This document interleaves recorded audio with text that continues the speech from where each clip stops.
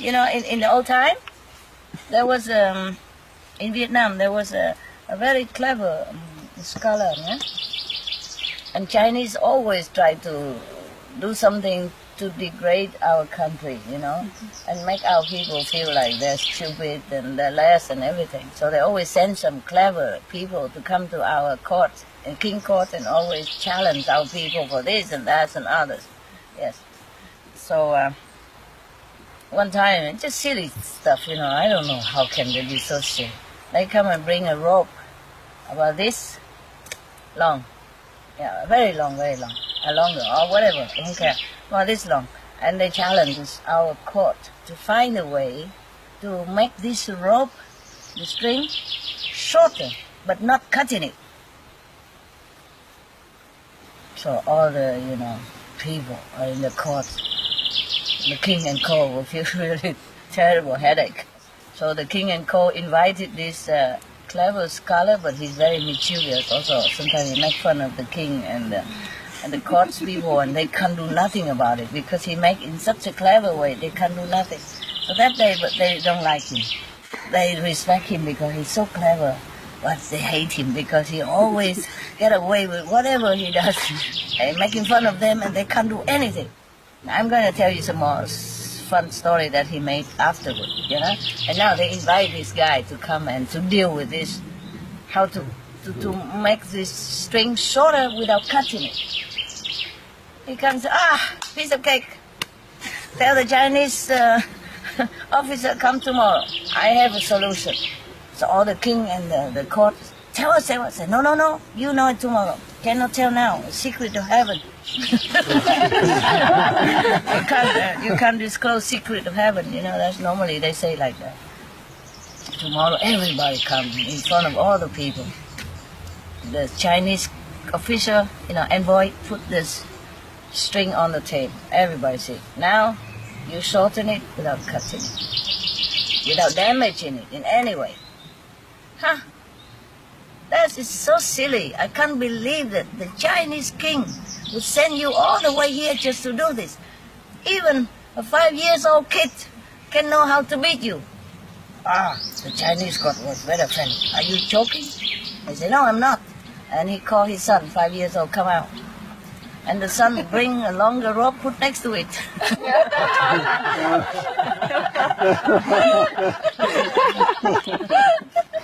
Here you are, it's short. It's shorter. And this guy, you know, sometimes he make really fun of the king and the court, very much. One time, you know, one of the court fortune teller, you know, because of kissing butt for the king, always say something, this and that and others. One time he said, you know, Your Majesty, you're going to live very, very, very, very, very, very long life. I'm so happy for our country. We are blessed to have a king who will live a long life. And everybody asks, how you know? And including the king, how you know that? You know, because your nose is very long, you know, longer than your forehead. In the ancient horoscope, a scripture, a secret scripture that I have, only I have. It says that if you have longer nose, longer than your chin and longer than your forehead, then you will live very long life. The longer the nose, the longer, better. So everybody said, oh, long live the king, and fall down and clap hands and all kind of kiss butt stuff. Except this scholar, he just standing there and laugh his heart out, and he roll on the floor and laughing. He can never stop laughing. Everybody beg him to stop and tell him why he keep laughing. Finally, the king tells him, you tell me now, why you laughing? And he say he laughed because he's thinking of Peng Chu. Just like Noah, you know, in your scripture, he's supposed to live 800 score years. The Peng Chu also lived 800 years. Peng Chu of China. So he was laughing, and he said, "But why you laugh at him?" He said, "Because he lived 800 years. And imagine what his nose looked like. You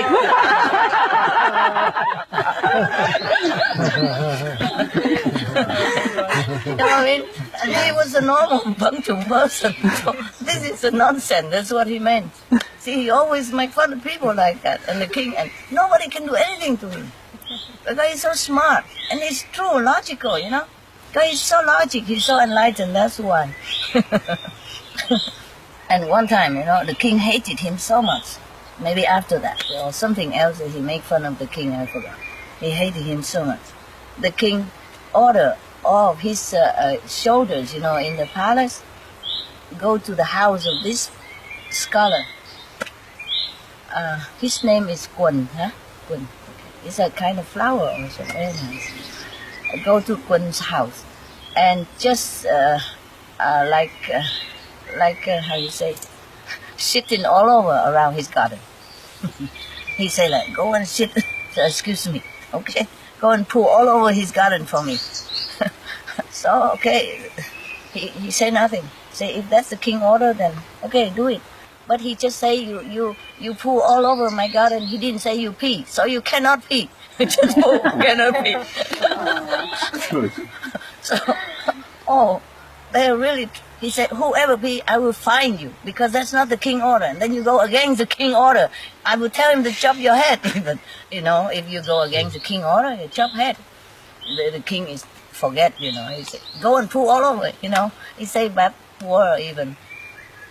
But how can you poo without pee? You know that? So, okay, so everybody has to go and trying to get something to hold the pee in it. Instead, you see what I mean? So he already prepared it.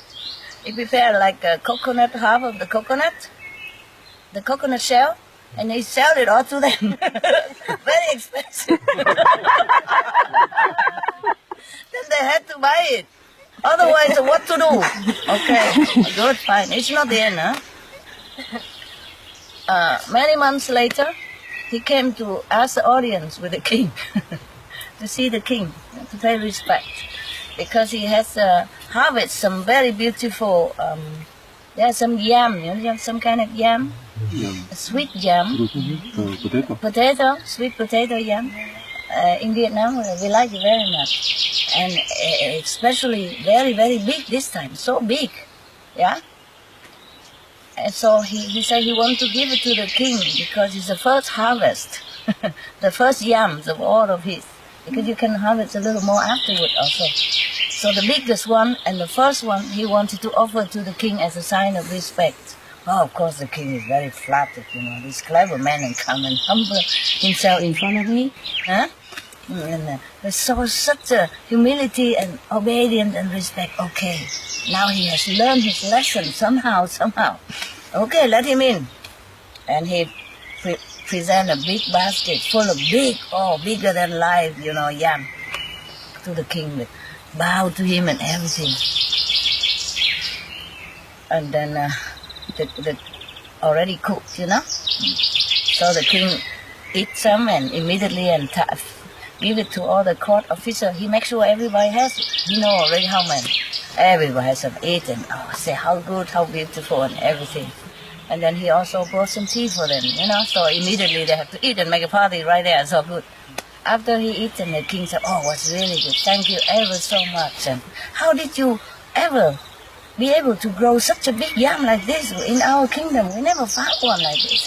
It's a thank to your grace, your majesty. You tell your soldier to come and poo in my garden, and after that,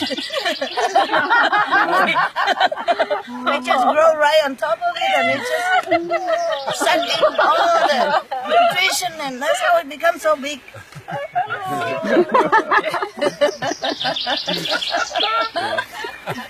Also, he played with words also, you know, because you order it to be big, not too small. That's why all the yam even listen to you, you know, because in Vietnam, when you go to poo, mean big business, you know, big, and the pea is small. So you say, it's all your grace. You order it to be big, so it's big. What can they do? They ate already. They even say it's delicious. So all of them so angry like hell, but can't do nothing. So I have to just tell him go home. What can I do to him? He do nothing wrong, right? Nothing wrong. All humility and respect. All for the best of harvest. Oh man, that's the guy, huh? Yeah. And another time also, I don't remember how it begins. Just a lot of playing with words is difficult to translate into English. It will lose the meaning and it lost the fun. But at one time also he's short of money, yeah? Because the king are not in favor of him. So even though he's the best scholar in the country, because they have a competition, with the king and all the best teacher in the kingdom to open exam, like that. And everybody, poor or young or old or doesn't matter who can go there, attend the exam. And if you are top class, then you normally could be the prime minister of the country. But this guy somehow he didn't have luck because he always played with the king like that. So the king don't even favor him too much. So he went home and teach a few stupid kids in his village. Not enough money to take care of his wife or something. One time, so he's short of money.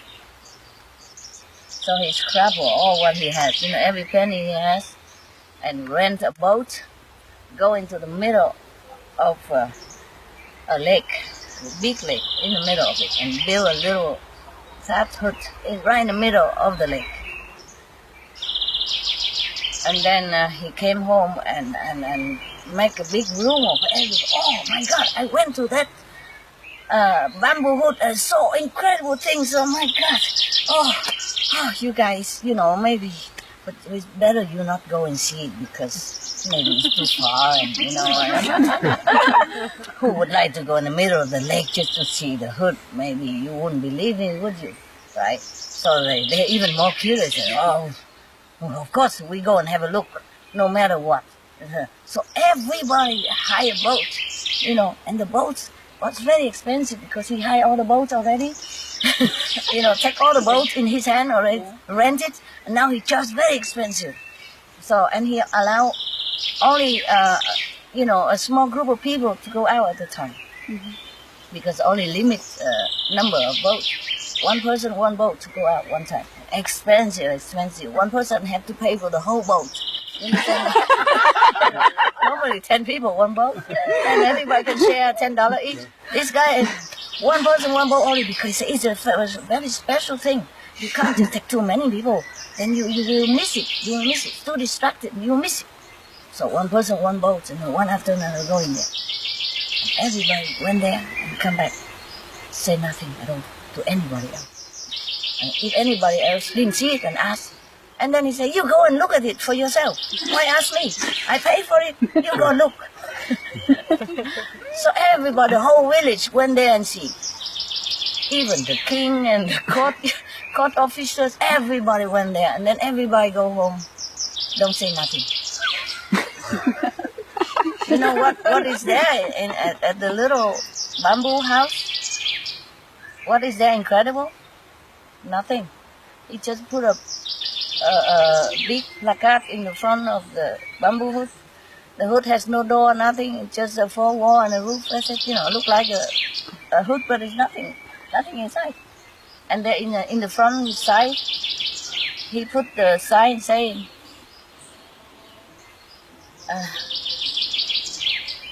whoever come home and tell another person, you are a silly bastard, you are cheated. You know that? If you tell them, they make fool of you. So everybody went home, keep on quiet, because feeling being fooled already. So why tell? That's why the whole area is full. The king and all. Yeah, and he costs a lot of money. Oh. Everybody was so curious to come and see what is in there. He already said, maybe you shouldn't go. Anybody he wanted, he said, maybe don't go. Maybe you should not go. One is expensive, and you know what? You never know. You like it or not like it. There, don't go. But the more he said don't go, the more they rush to kill in there in front of his house. in front of the river, the lake, just to get the boat to go out. But that's a kind of bad karma because he made them miserable. Ah, Chuck, come on, don't be so serious. He already told them he shouldn't go. They shouldn't go.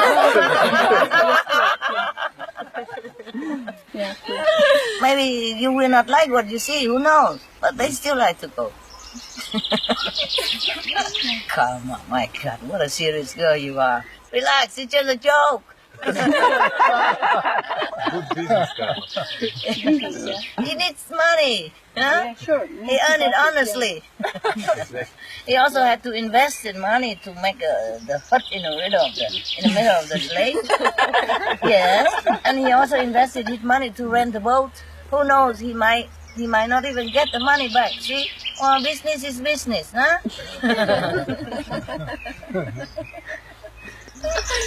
Yeah, okay. It's not a very elegant but probably at that time, our country was at peaceful time. Scholar or Marshal General has nothing to do, so it's also amusement for them, huh? And it's just some stupid king, and some flattering kiss butt kind of officials. So it's okay if you make fun with them. Just have fun.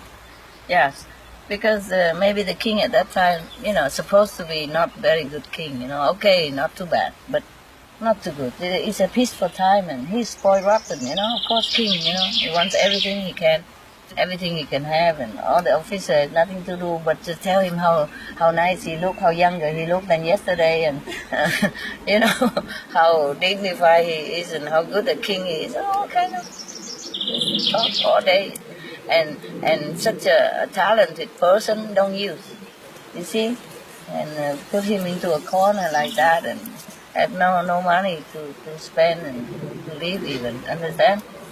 So it's okay like that. Maybe it's a true story, maybe they just wanted to make fun of the king and the court at that time. Yeah. Not because you're king, you're smart, Yes. You're too surrounded by flattering people, not honest. Just to keep their own position and to earn money from the king and from the country, and not doing much good most of the time like that. So they just make the story to make fun of him, yeah, not necessarily true.